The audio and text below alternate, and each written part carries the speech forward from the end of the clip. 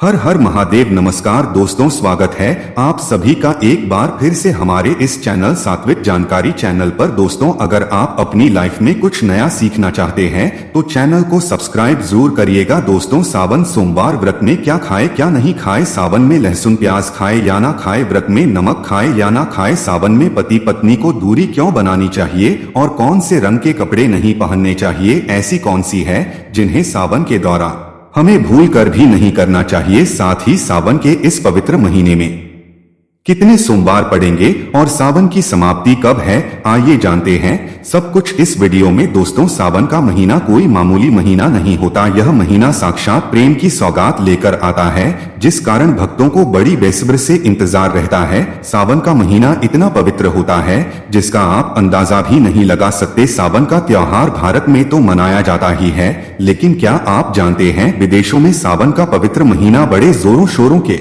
साथ और खुशी के साथ मनाया जाता है। वैज्ञानिक मानते हैं सावन में प्रकृति आपस में बातें करती है, वातावरण सुगम हो जाता है, हरियाली की उत्पत्ति होती है, नए नए बीज उगते हैं, वर्षा आदि होती है।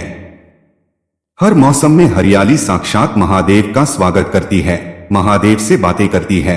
आपको बता दें, शास्त्रों में सावन सोमवार का व्रत जो भी महिला या पुरुष करते हैं तो वह व्यक्ति भोलेनाथ का सर्वाधिक प्रिय हो जाता है। ऐसे व्यक्ति को भगवान भोलेनाथ अपनी शरण में ले लेते हैं।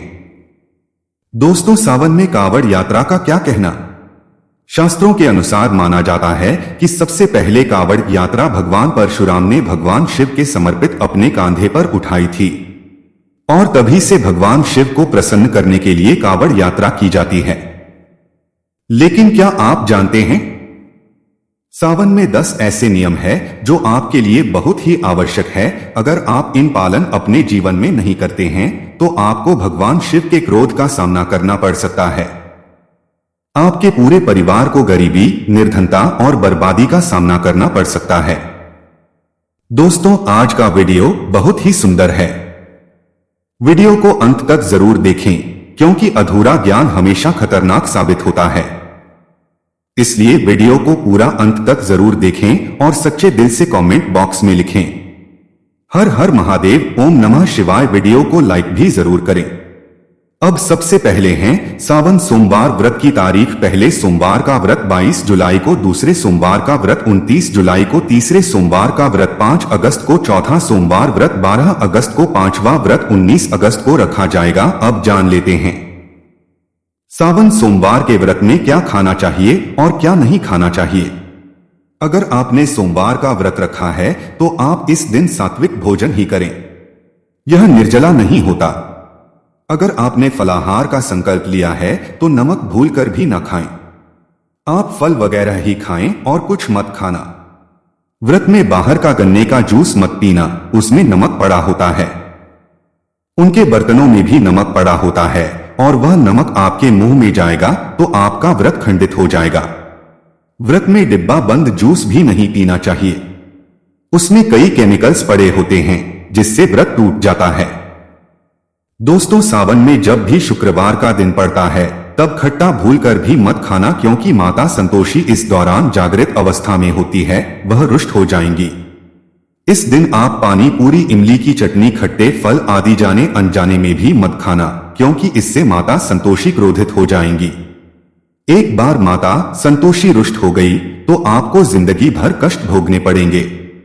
माता रानी भोली है, पर सावन के महीने में जो भी शुक्रवार के दिन खट्टा खाता है उसे परेशानियों का और माता के क्रोध का सामना करना ही पड़ता है। सावन में साधारण नमक फलों पर लगाकर या अमरूद के बीच में भरकर भूलकर भी नहीं खाना चाहिए। आप सेंधा नमक फलों पर लगाकर खा सकते हैं। सावन के व्रत में आप चाय पी सकते हैं, लेकिन बिना दूध की चाय ही पी ले। सावन के व्रत में दूध नहीं पीना चाहिए, इससे भगवान शिव क्रोधित हो जाते हैं। सावन में हल्दी मिलाकर दूध पीने से भयंकर श्राप लगता है। सावन में बच्चे दूध पी सकते हैं पर बड़ों को दूध नहीं पीना चाहिए। सावन का व्रत आपने रखा है तो आप चाहे तो सेंधा नमक से बने आलू के पकवान खा सकते हैं। आलू की सब्जी कुट्टू के आटे की रोटी के साथ खा सकते हैं, लेकिन आटा ध्यान से देख ले, पुराने आटे में कीड़े पड़ जाते हैं जिससे आपका व्रत खंडित हो सकता है। व्रतधारी को सावन सोमवार के व्रत में आटा, बेसन, मैदा, सत्तू और अनाज का सेवन नहीं करना चाहिए। इसके अलावा हर व्यक्ति को मांस, मदिरा, लहसुन, प्याज इत्यादि का सेवन भी नहीं करना चाहिए। व्रत रखने वाले व्यक्ति को धनिया पाउडर, मिर्च पाउडर या सादे नमक का सेवन भूलकर भी नहीं करना चाहिए। सावन में चाहे आपका वृद्ध हो या ना हो, किसी भी व्यक्ति को कढ़ी पकोड़ा नहीं खाना चाहिए और पत्तेदार सब्जियां जैसे पालक, मेथी, लाल भाजी, बथुआ, पत्ता गोभी जैसी सब्जियां या साथ की सब्जियां भूलकर भी नहीं खानी चाहिए। ये जहर के समान मानी जाती है।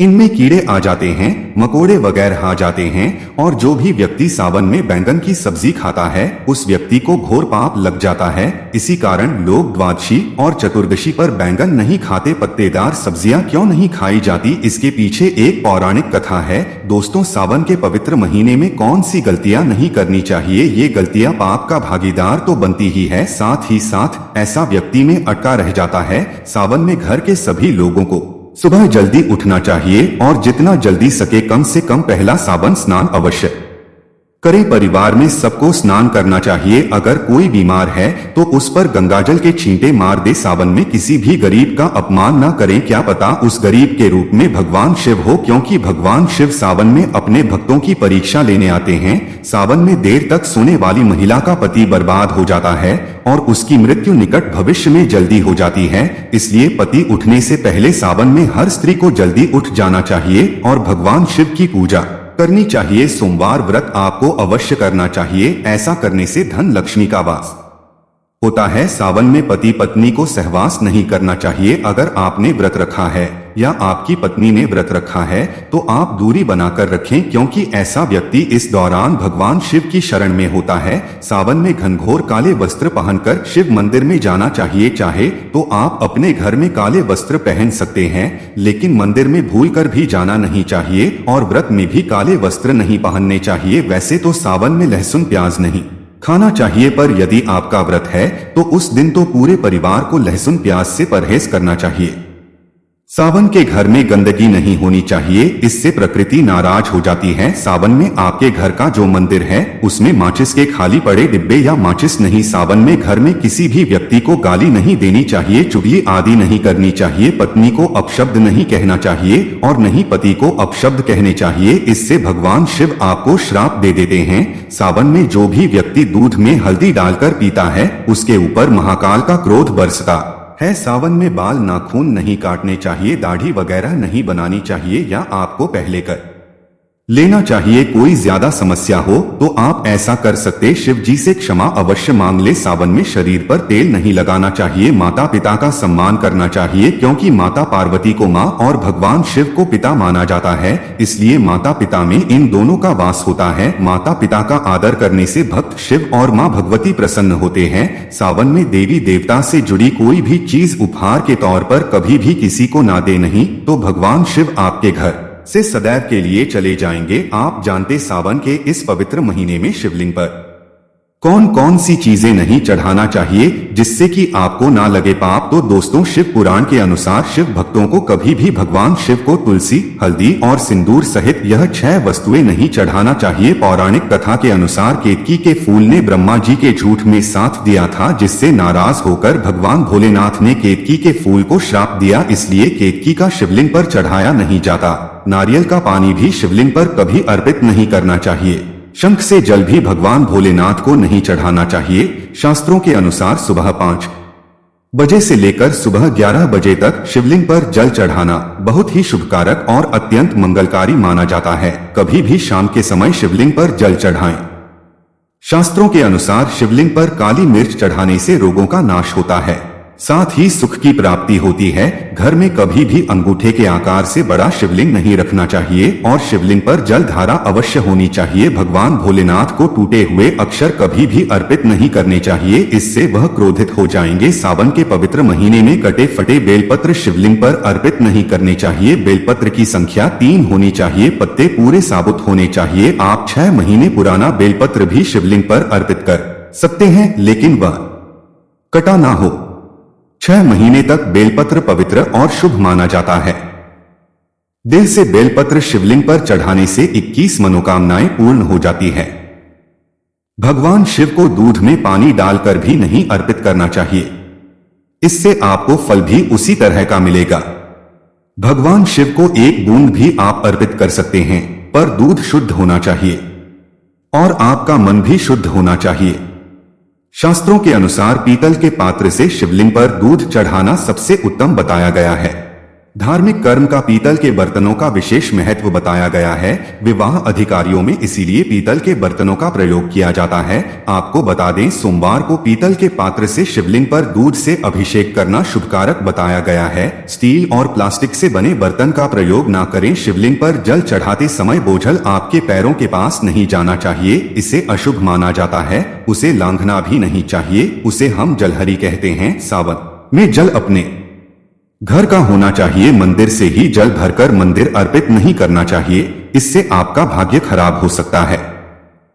दोस्तों, आप लोगों से हाथ जोड़कर के निवेदन था, अभी तक आपने वीडियो को लाइक नहीं किया है, वीडियो को लाइक कर दीजिए।